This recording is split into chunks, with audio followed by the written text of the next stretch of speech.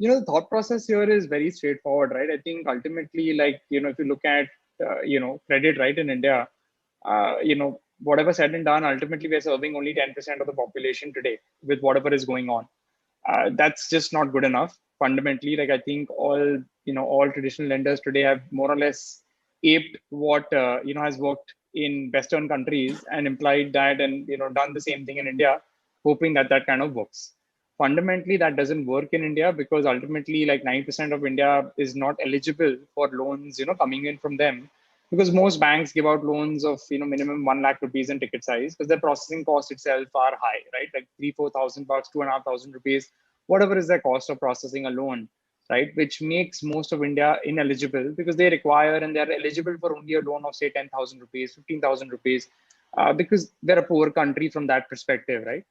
Now, fundamentally, to solve that problem, there is only one way, right?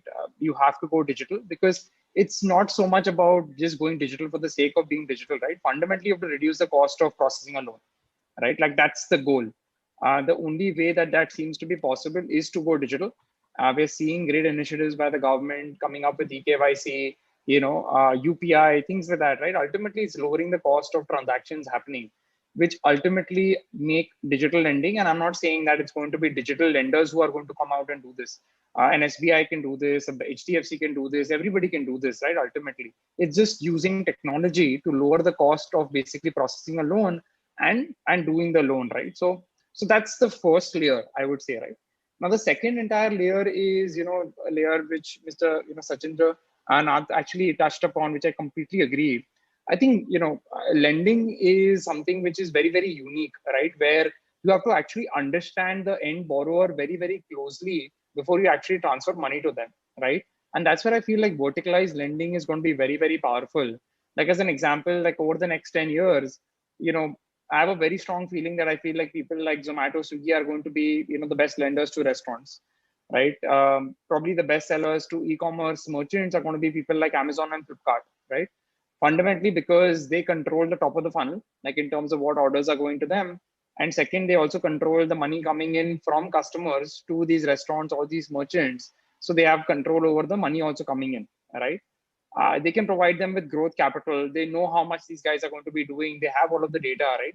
So there are just so many things and equations which are completely changing, and it's really an evolution of the internet, right? As an example, right? Like, basically, when you think about internet 1.0 companies, when a Craigslist was started, right, it was just very, very simple, right? It was like a fintech 1.0 today, which was just connecting two parties, right? Like, as an example, a fintech today can connect an NBFC or a bank with the end lender, and the bank and NBFC basically decides whether that person is eligible and does the loan, right, and does the collections as well.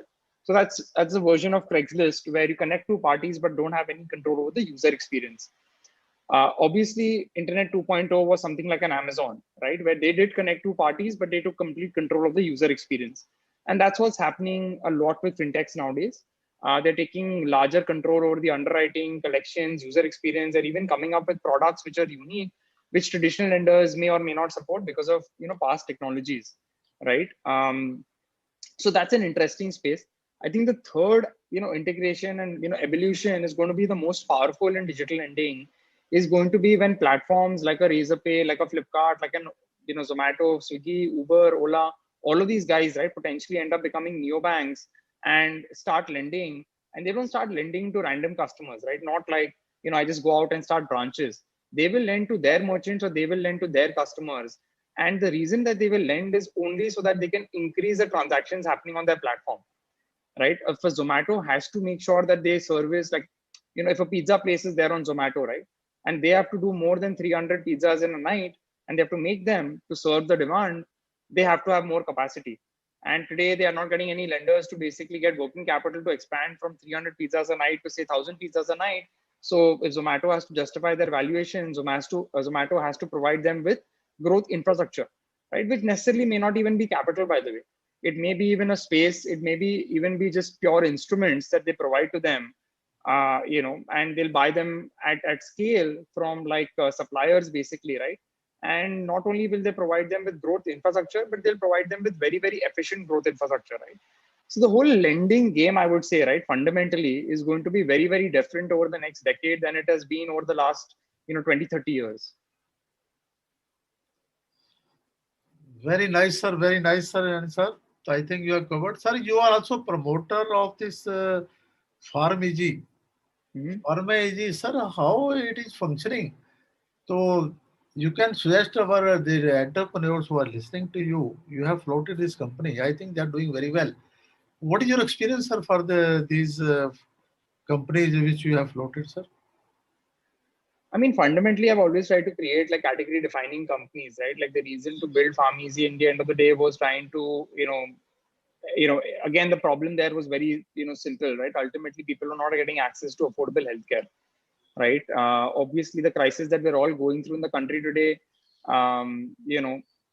clearly shows honestly PharmEasy is not enough, right? It is a $3 billion company today, but fundamentally, like we need almost like 7, 8 more such companies in that space if we are going to do justice to give affordable healthcare to the citizens of our country which deserve it, right?